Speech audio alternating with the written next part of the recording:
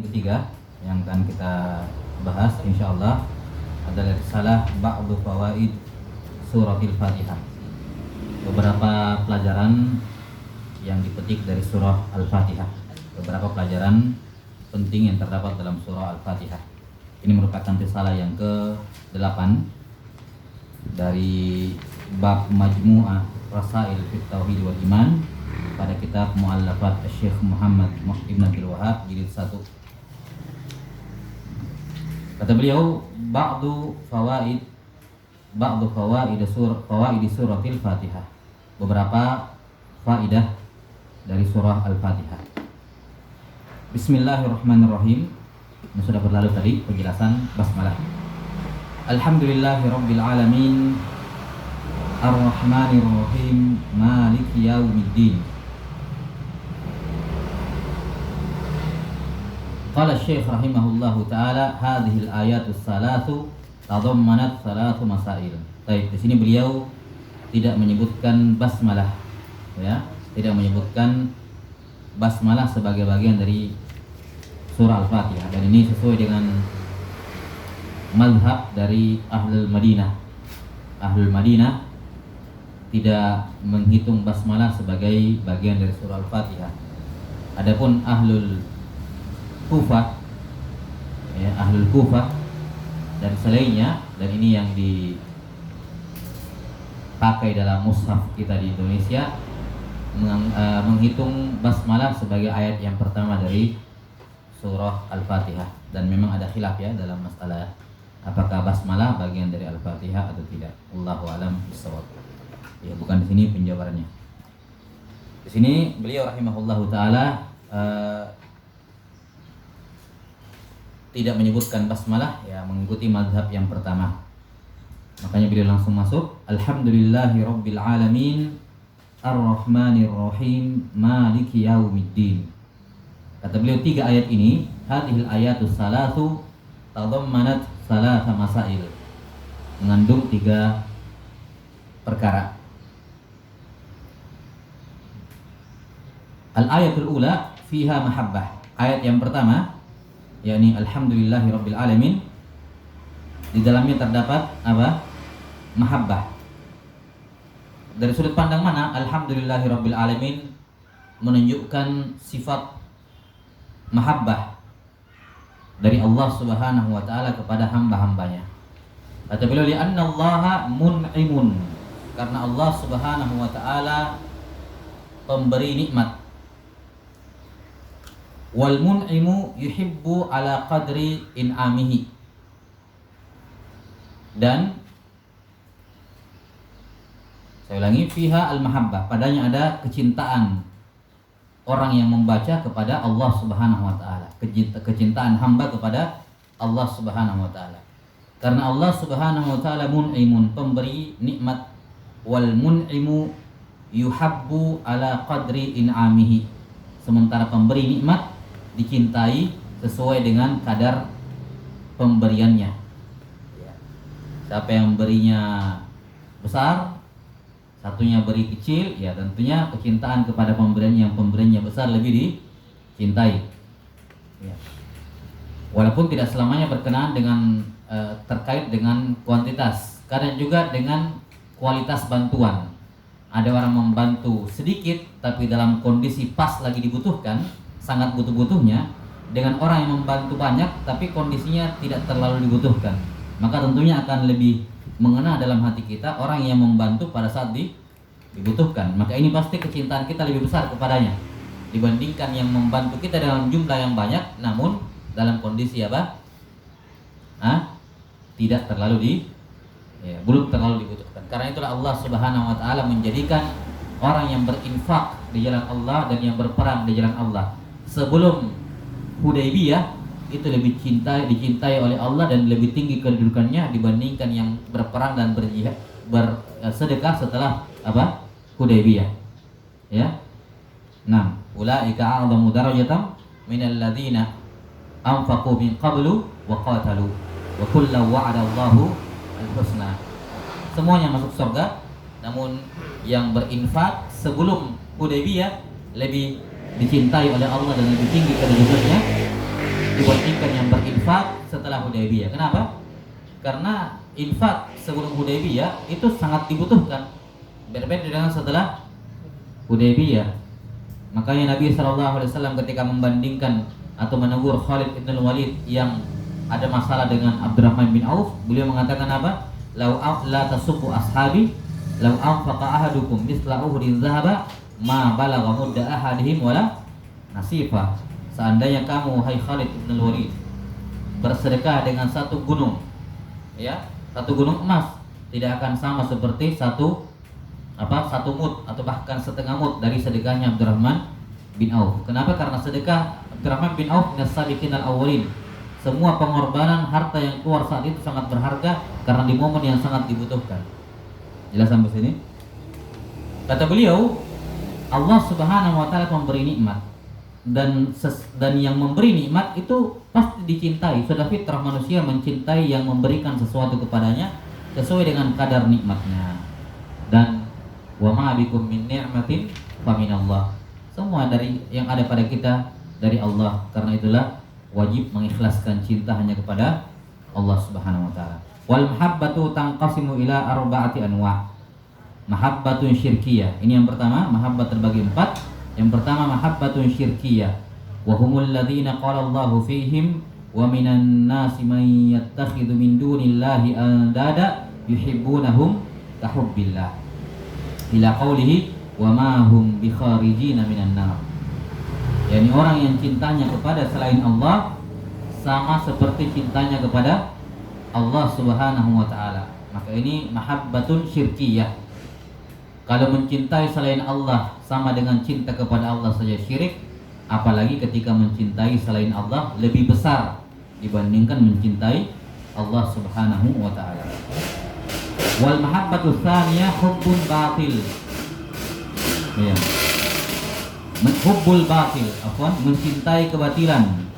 Ini mahabbah jenis yang kedua, yaitu hubbul batili wa ahlihi wa bughdul haqqi wa ahlihi wa hadhihi sifatul munafiqin. Mencintai kebatilan dan pengikut kebatilan, membenci kebenaran dan pengikut kebenaran. Maka ini sifatnya orang munafik. yakni munafik dengan nifak akbar. Munafik dengan nifak akbar. Ini keluar dari Islam. Ya. Seorang mencintai kebatilan, membenci kebenaran, ini sifat orang munafik. Tidak senang kalau ada orang yang mendapatkan hidayah. Tidak senang kalau melihat Islam tersebar. Tidak senang kalau ada orang mengerjakan ibadah-ibadah Islam. Ya, bahkan sebaliknya suka kalau kemungkaran itu tersebar luas. Waliyadzubillah, ini kemunafikan seperti ini, sifat-sifat kemunafikan seperti ini sangat banyak di zaman sekarang. Ya, dari mereka yang menganut faham liberal, ya, yang lagaknya kelihatannya katanya mau dianggap lebih moderat, ya, tapi giliran masalah Islam tidak suka. Ketika Islam itu nampak, ya, giliran yang lainnya mau disebarkan sangat mendukung. Ya, maka ini tidak dilakukan merupakan sifat nifak dalam hati, ya, yang sangat berbahaya bagi orang-orang yang memiliki sifat seperti ini, ya, sangat berbahaya, bisa terjerumus ke dalam kekafiran, ya, kesyirikan kepada Allah Subhanahu wa taala. Wal mahabbatus tsalitsah tabi'iyah. Ya. Yang kedua jelas hukumnya juga diharamkan, bahkan termasuk kekafiran. Mahabbah jenis yang kedua. Mahabbah yang ketiga adalah mahabbatun tabi'iyah. Tabiat, wahia mahabbatul mali wal walad. Idza lam tushgil an ta'atillahi wa lam tu'in ala maharimillah wa lam tu'in ala maharimillahi fahiya mubah. Mahabbah tabiat itu hukumnya tabi'i, artinya boleh, mubah. Contohnya cinta harta dan al-walad, anak-anak. Ya. Yang terlarang itu wa tuhibbunal mala hubban jamma. Yang terlarang. Nah, maka hubbul mal wal walad fitrah tabi'i. Zuyyina lin-nasi hubbus syahwat. Selama, kata beliau, selama mahabbah tabi'iyah ini tidak menyibukkan dari taat kepada Allah dan tidak digunakan untuk melakukan apa yang diharamkan oleh Allah. maka hukumnya fahiya mubahah. Wal mahabbatur rabi'ah hubbu ahli tauhid. Cintanya ahli tauhid, atau afwan, mencintai ahli tauhid. Wa bughdu ahli syirki, dan membenci ahli syirik. Ya. Wa hiya awthaqu ural iman wa a'dhamu ma ya'budu bihil abdu rabbahu.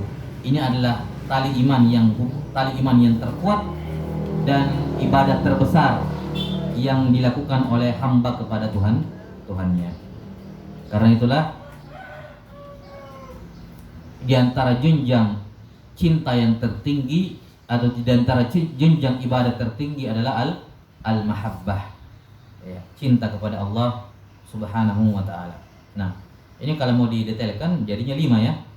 Ya, jadinya 5 yaitu yang kelima adalah hubbut tabi'iyah yang sifatnya haram, yaitu ketika hubbut tabi'iyah ini mengantarkan seorang untuk tidak taat kepada Allah atau digunakan untuk sesuatu yang haram. Jelas sampai sini? Maka jadinya kecintaan yang haram. Ada 5 jenis kecintaan. Wal ayatus tsaniyah, ayat yang kedua apa? Ar-Rahmanir Rahim. Ar-Rahmani Ar-Rahim. Tapi sebelumnya ayat yang pertama dikatakan ada mahabbah. Dari sudut pandang mana dikatakan mahabbah di sini? Alhamdulillahirabbil alamin. Dari sudut pandang mana menunjukkan cintanya hamba kepada Allah? Sudah dijelaskan panjang lebar oleh beliau. Pemberi nikmat. Terus dari sisi mana pemberi nikmatnya di ayat ini? Alhamdulillahirabbil alamin. Tidak ada orang diberi pasti bersyukur.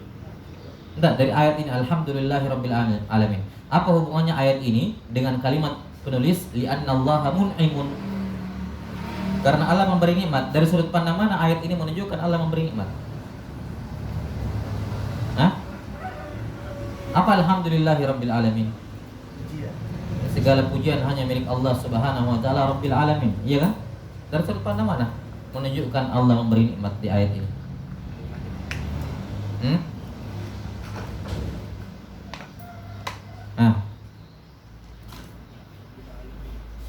Ya. Rabbil alamin, kenapa? Oh iya. Kenapa? Karena seluruh alam. Seluruh alam. Ya, apanya seluruh alam? Allah kasih nikmat. Iya. Dari kata Rabb, Rabbul alamin, apa maknanya Rabb? Al-Khaliq, Al-Malik, Al-Mudabbir, Ar-Razik, Al-Muhyi, Al-Mumit, ya kan? Segala sesuatu itu makna Rabb. Maka dari kalimat Rabbul alamin menunjukkan Allah adalah mun'imul alamin, ya kan? Pemberi nikmat semua alam semesta. Dia yang menciptakannya, dia yang mengatur, dia.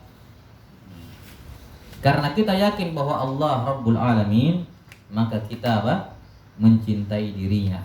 Karena dialah Rabbul alamin, dialah al-mun'imul mutlaq alal alamin. Ya. Baik usulun ni'am maupun furu'un ni'am semua dari Allah.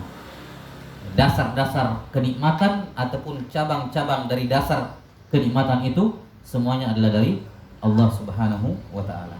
Jelas? Ya, ini sisi pendalilannya. Ayat yang pertama menunjukkan sifat mahabbah hamba kepada Allah. Kenapa kita, dari mana ayat ini menunjukkan mahabbah? Dari ayat dari potongan Rabbil alamin. Yani Allah memberikan nikmat kepada semua alam semesta. Dan tentunya sesuatu yang memberikan nikmat secara tabii kita akan mencintainya. Berapa besar cinta kita kepadanya? Ya sesuai dengan besar kecilnya pemberiannya. Tatkala semua pemberian atau semua yang ada dari kita dari Allah, maka otomatis harus juga semua kecintaan kita untuk Allah Subhanahu wa taala, karena Allah pada Allah. Cinta kepada Allah, cinta karena Allah, dan cinta di dalam jalan Allah. Hubbullah, mahabbatullah, wa mahabbatun lillah, wa mahabbatun fillah. Ya, semuanya harus berkaitan dengan Allah Subhanahu wa taala. Al-ayatus tsaniyah fiha roja. Ayat yang kedua, Ar-Rahmanir Rahim, menunjukkan roja, harapan. Dari sudut pandang mana?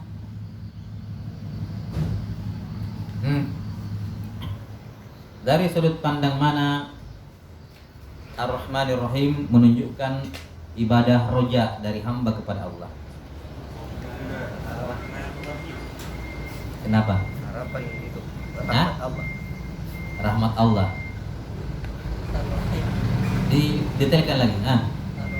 Ar-Rahim kenapa? Karena itu hanya diberikan kepada Ya, ala qaul ya. Baik, sudah benar. Dari Ar-Rahim. Kalau Ar-Rahman apa? Dzurrahmatil wasi'ah, ya kan? Pemilik sifat yang maha luas. Ya. Yang hubungannya dengan makhluk adalah Ar-Rahim, yaitu apa? Dzurrahmatil wasilah atau al-musilah. Ya, pemilik rahmat yang rahmatnya sampai ke seluruh makhluk. Ketika kita tahu bahwa rahmat Allah yang begitu luas itu tidak ada batasannya, itu pasti sampai kepada makhluk, maka itu mendorong kita untuk berharap, ya atau tidak? Ya, jadi tepatnya di kalimat Ar-Rahim. Karena Ar-Rahim ini adalah maknanya adalah pemilik rahmat yang sampai ke seluruh makhluk. Jadi Ar-Rahman menunjukkan sifat rahmat itu pada diri Allah yang maha luas. Ya, rahmatnya maha luas. Sementara Ar-Rahim menunjukkan sifat rahmat dari Allah itu sampai ke seluruh makhluk. Wasi'a rahmati kulla syai'. Rahmatku melingkup segala sesuatu. Ya. Kata Allah Subhanahu wa taala. Jelas? Jadi, sudah jelas? Ya. Ini nanti bisa dipahami kalau dipahami perbedaan antara Ar-Rahman dengan Ar-Rahim. Sudah biasa? Saya kira sudah biasa itu. Jadi Ar-Rahman artinya pemilik rahmat yang maha luas. Pada dirinya Allah Ar-Rahman. Makanya kan Ar-Rahman tidak boleh dipakai bernama kecuali oleh Allah Ta'ala, maksudnya tidak boleh ada makhluk yang menggunakan nama Ar-Rahman karena maknanya maha luas rahmatnya. Sementara Ar-Rahim maknanya adalah pemilik rahmat yang apa? Sampai ke seluruh makhluk. Sampai ke seluruh makhluk. Karena itulah ketika Allah Subhanahu wa taala mengaitkan rahmatnya dengan makhluk, Allah Ta'ala gunakan namanya Ar-Rahim.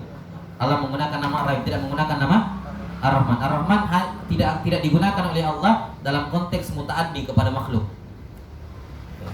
Tapi ketika ingin memuji dirinya, ketika menyebutkan keluasan rahmat Allah pada dirinya, misalnya Ar-Rahman, tidak terkait dengan makhluk. Tapi ketika menyebut tentang makhluk digunakan Ar-Rahim. Misalnya apa? Innallaha kana bikum rahima wa kana bil mu'minina rahima. Allah rahim kepada kaum mukminin, Allah rahim kepada kalian. Jadi ketika disebutkan sifat rahmat ini terkait dengan makhluk, Allah menggunakan nama Ar-Rahim, bukan menggunakan nama Ar-Rahman.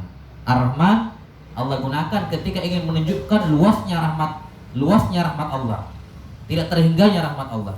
Tapi ketika ingin disebutkan bahwa rahmat Allah ini senantiasa sampai kepada makhluk, terkait dengan makhluk, maka Allah menggunakan nama Ar-Rahim. Jelas? Nah, ketika dari Ar-Rahim, ketika kita tahu bahwa Ar-Rahim adalah menunjukkan bahwa rahmat Allah sampai ke seluruh makhluk, maka itu akan memotivasi kita untuk berharap karena kita tahu rahmat Allah pasti sampai kepada kita. Jelas? Maka ayat yang kedua fihar roja. Wal ayatul tsalitsah fihal khauf. Ayat yang ketiga maliki yaumiddin. Padanya ada khauf. Dari sisi mana? Maliki yaumiddin. Iya, untuk ayat itu betul. Dari mana? Sisi mana? Iya, pembalasan. Ya. Ad-din bermakna apa di sini? Ad-din bermakna al-jaza. Baik, al-jaza wal hisab termasuk di dalamnya. Jadi Malik Yaumiddin, penguasa hari pembalasan. Makna pembalasan artinya segala hal yang kamu lakukan di muka bumi ini kamu akan mendapatkan balasannya di hari kiamat kelak. Itulah Yaumiddin. Ya. Maka ketika seorang mengetahui bahwa segala tindak tanduknya akan mendapatkan pembalasan, itu akan melahirkan apa? Khauf, takut, jelas. Ya. Sama kalau orang gurunya bilang besok kita ujian tapi tidak diperiksa, ya ngapain kan? Ya santai-santai aja kerjanya, mau tidak diperiksa, mau salah mau benar juga tidak ada masalah. Tapi kalau diperiksa, apalagi dijadikan penentu lulus atau tidak, dia akan takut. Ada tekanan pada dirinya untuk mengerjakan soal dengan baik. Ya, maka kalimat ayat Malik Yaumiddin menunjukkan khauf pada kalimat Yaumiddin, ya, tepatnya pada kalimat Yaumiddin. Baik, ini 3 ayat yang pertama. Dan kita lihat ya, 3 ayat ini kata Ibnul Qayyim rahimahullah adalah arkanul ibadah, rukunnya ibadah, yaitu mahabbah, al-khauf dan ar-roja. Ya. Khauf dan roja itu ibarat sayapnya, ya. Sementara mahabbah ibarat kepalanya. Ibarat apa? Kepalanya.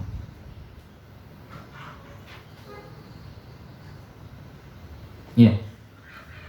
Dan inilah yang terbesar, yaitu apa? Mahabbah. Kenapa? Kalau roja terlalu besar over rojanya sehingga khaufnya itu minim atau bahkan hilang, apa yang terjadi? Jadi orang zindik, ya kan? Oh, yang Allah Maha Pengampun, bebas melakukan, dia akan melakukan banyak dosa apa saja dengan mengandalkan rojanya. Allah kan Ar-Rahmanir Rahim. Pasti Allah mengampuni kalau saya tobat. Akhirnya apa? Bergampangan berbuat dosa.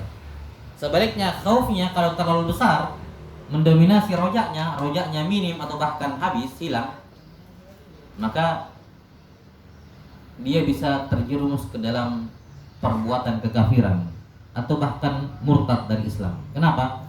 Karena kalau khauf terlalu mendominasi, takut bikin dosa, mungkin awal-awalnya dia akan bagus, betul-betul takut ya. Tapi namanya manusia kan tidak mungkin, pasti jatuh dalam dosa, cepat atau lambat. Nah, dia akan binasa ketika jatuh dalam dosa itu, dan dia pasti akan jatuh ke dosa. Kapan dia terjatuh ke dosa? Takutnya yang dibesar-besarkan terlalu besar, sehingga apa? Tidak ada lagi ampunan. Tidak ada lagi ampunan, sudahlah. Ya, Allah tidak akan mengampuni. Apa yang terjadi? Terlanjur, lanjut saja kan, karena tidak ada lagi harapannya kepada Allah. Lanjut saja. Ya. Sementara cinta, orang kalau over cintanya kepada Allah tidak ada efek negatifnya. Itu tidak ada efek negatifnya over cinta kepada Allah, tidak ada. Makanya ini ya kalau di tasawuf sendiri ya, ini makom tertinggi nih, mahabbah.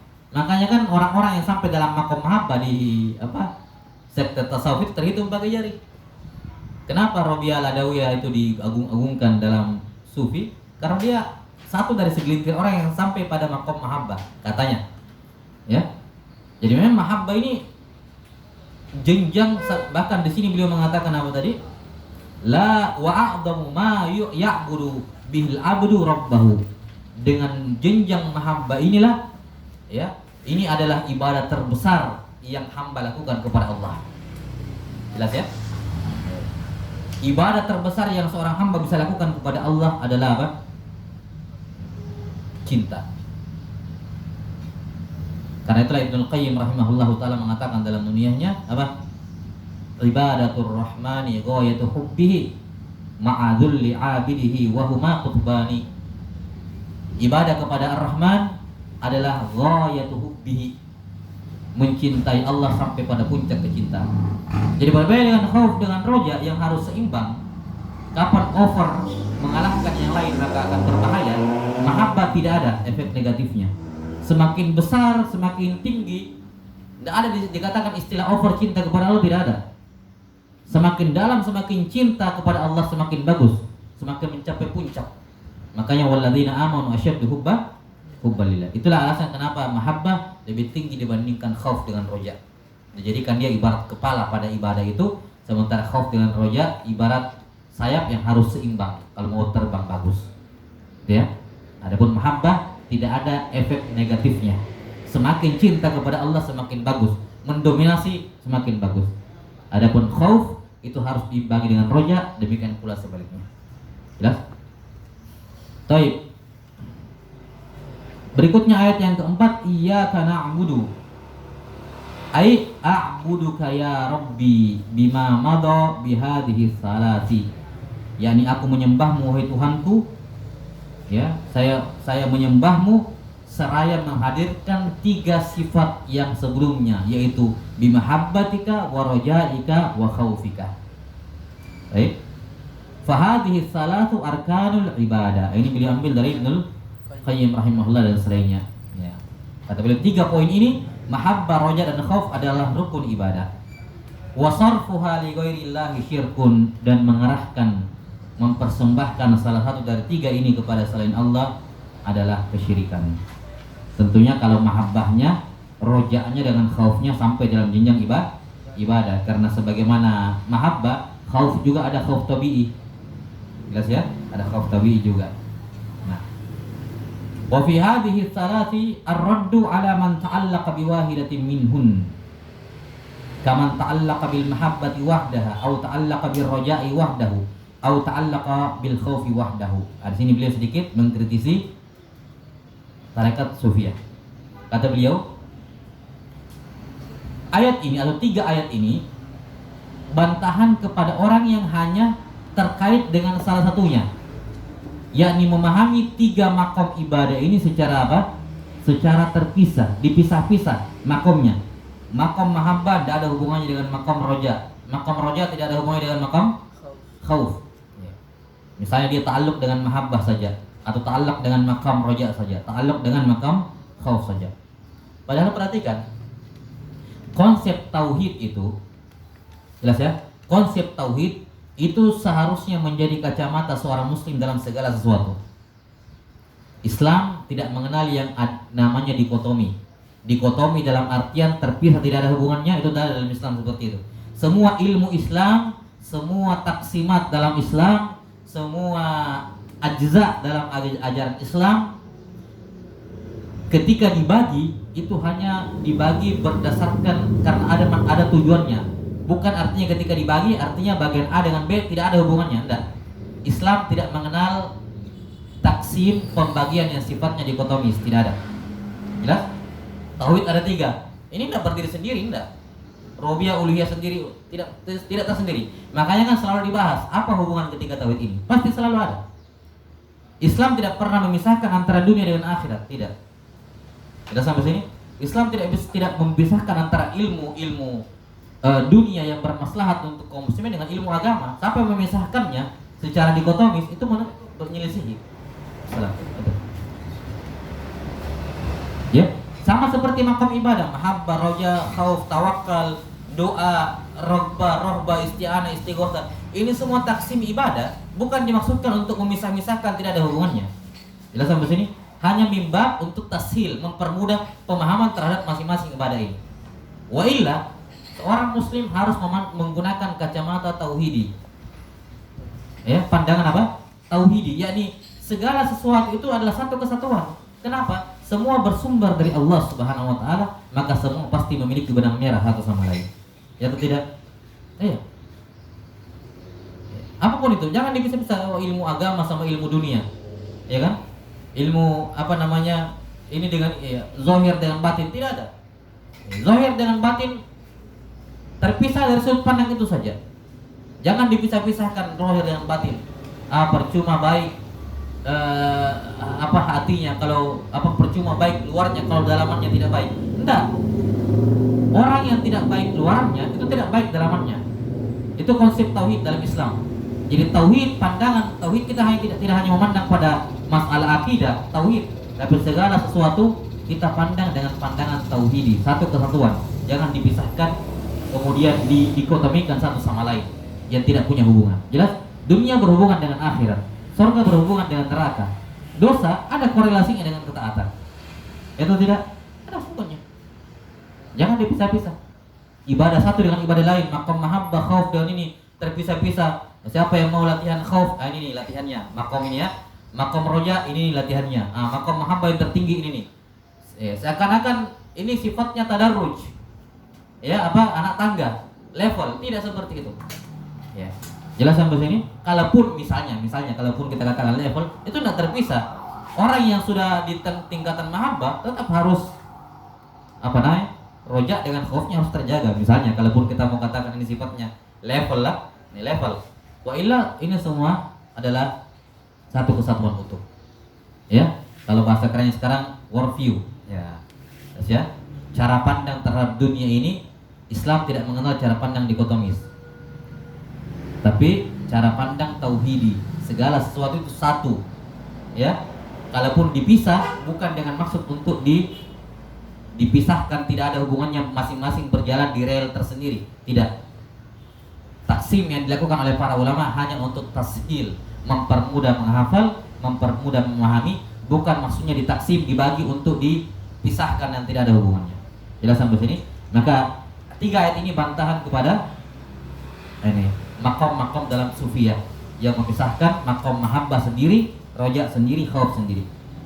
Faman sarfa min hasya'in li ghairillah fa huwa musyrikun. Nah, wa fiha minal fawaid. Ya. Kemudian pada 3 ayat ini atau pada ayat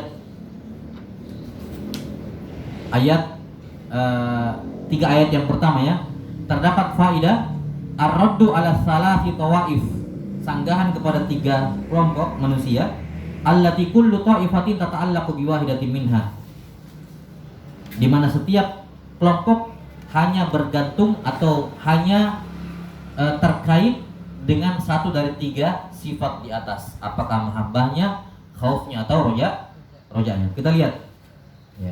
Kaman abadallaha ta'ala bil mahabbah wahdah, seperti orang yang menyembah Allah dengan cinta saja. Ini ujung-ujungnya bakal jadi zindik, ya kan? Ya. Pokoknya saya beribadah kepada Allah bukan karena apa-apa, tapi karena cinta kepada Allah Subhanahu wa ta'ala. Sehingga dia pun menafikan yang lain. Ta'alluq cinta saja. Ya. Saya tidak beribadah karena ingin surga, saya tidak beribadah karena takut neraka, tapi karena cinta kepada Allah. Terserah saya mau masuk neraka, tidak peduli, yang penting saya cinta kepada Allah, ya kan? Iya. Nah, kadzalika man abadallaha birraja wahdahu kal murji'ah. Misalnya sekte yang kedua, orang yang menyembah Allah hanya atas dasar apa? Roja, harapan. Ini sekte al-murji'ah.